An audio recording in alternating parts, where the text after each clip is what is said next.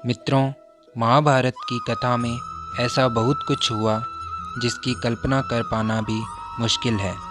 इस श्रेणी में द्रौपदी को पांचाली के नाम से भी जाना गया, क्योंकि उसे 5 भाइयों की पत्नी के रूप में देखा गया था।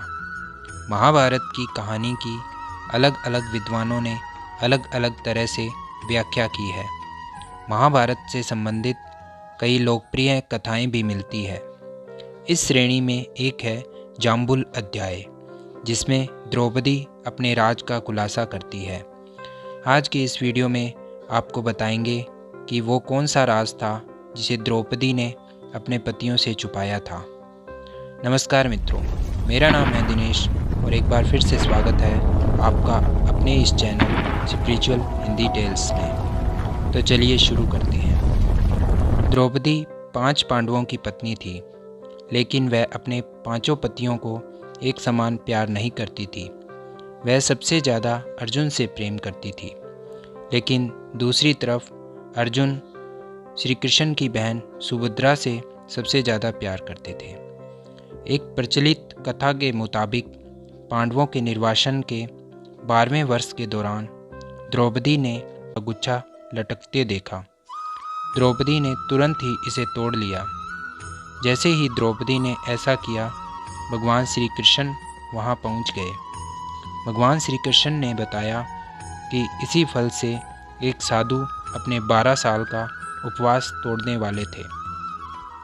द्रौपदी ने फल तोड़ लिया था, जिससे पांडव साधु के कोप का शिकार हो सकते थे। यह सुनकर पांडवों ने श्री कृष्ण से गुहार लगाई। भगवान श्री कृष्ण ने कहा, इसके लिए पांडवों को पेड़ के नीचे जाकर केवल सच वचन बोलने होंगे। भगवान श्री कृष्ण ने फल को पेड़ के नीचे रख दिया और कहा कि अब हर किसी को अपने सारे राज खोलने होंगे। अगर हर कोई ऐसा करेगा तो फल ऊपर पेड़ पर वापस लग जाएगा और पांडव साधु के प्रकोप से बच जाएंगे। सबसे पहले श्री कृष्ण ने युधिष्ठिर को बुलाया। युधिष्ठिर ने कहा कि दुनिया में सत्य, ईमानदारी का प्रसार होना चाहिए, जबकि बेईमानी और दुष्टता का सर्वनाश होना चाहिए। युधिष्ठिर ने पांडवों के साथ हुए सभी बुरे घटनाक्रमों के लिए द्रौपदी को जिम्मेदार ठहराया। युधिष्ठिर के सत्य वचन कहने के बाद फल जमीन से 2 फीट ऊपर आ गया। अब श्री कृष्ण ने भीम से बोलने के लिए कहा। साथ ही श्री कृष्ण ने भीम को चेतावनी दी कि अगर तुमने झूठ बोला तो फल जलकर राख हो जाएगा। भीम ने सबके सामने स्वीकार किया कि खाना, लड़ाई और नींद के प्रति उसकी आसक्ति कभी कम नहीं होती है। भीम ने कहा वह धृतराष्ट्र के सभी पुत्रों को मार देंगे। युधिष्ठिर के प्रति उसके मन में बहुत श्रद्धा है, लेकिन जो भी उसके गधे का अपमान करेगा वह उसे मृत्यु के घाट उतार देगा। इसके बाद फल 2 फीट और ऊपर चला गया। अब अर्जुन की बारी थी। अर्जुन ने कहा कि प्रतिष्ठा और प्रसिद्धि मेरी जिंदगी से सबसे ज़्यादा मुझे प्रिय है। जब तक मैं युद्ध में कर्ण को मार नहीं दूंगा, तब तक मेरे जीवन का उद्देश्य पूरा नहीं होगा। मैं इसके लिए कोई भी तरीका अपनाऊंगा, चाहे वह धर्म विरुद्ध ही क्यों ना हो। अर्जुन ने भी कुछ नहीं छिपाया। अर्जुन के बाद नकुल और सहदेव ने भी कोई रहस्य ना छिपाते हुए सब सच सच कह दिया। अब केवल द्रौपदी बची थी।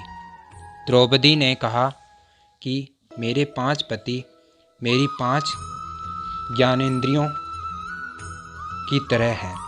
मेरे 5 पति हैं, लेकिन मैं उन सभी के दुर्भाग्य का कारण हूँ। मैं शिक्षित होने के बावजूद बिना सोच विचार कर किए गए अपने कार्यों के लिए पछता रही हूँ। लेकिन द्रौपदी के यह सब बोलने के बाद भी फल ऊपर नहीं गया। तब श्री कृष्ण ने कहा कि द्रौपदी कोई रहस्य छिपा रही है। तब द्रौपदी ने अपने पतियों की तरफ देखते हुए कहा, मैं आप 5 से प्यार करती हूँ, लेकिन मैं किसी छठे पुरुष से भी प्यार करती हूँ। मैं करण से प्यार करती हूँ। जाति की वजह से उससे विवाह नहीं करने का मुझे अब पछतावा होता है।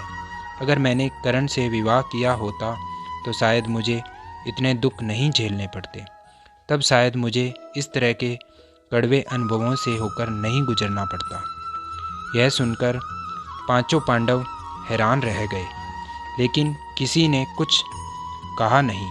द्रौपदी के सारे रहस्य खोलने के बाद श्री कृष्ण के कहे अनुसार फल वापस पेड़ पर पहुंच गया।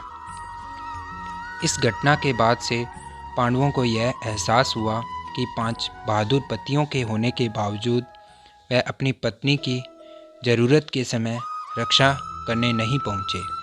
जब द्रौपदी को उनकी सबसे ज़्यादा ज़रूरत थी तो वे कभी उसके साथ खड़े नहीं हुए। तो दोस्तों, इस पौराणिक कहानी का उद्देश्य यह भी हो सकता है कि हर किसी के कुछ राज होते हैं जिन्हें वह खुद तक सीमित रखता है।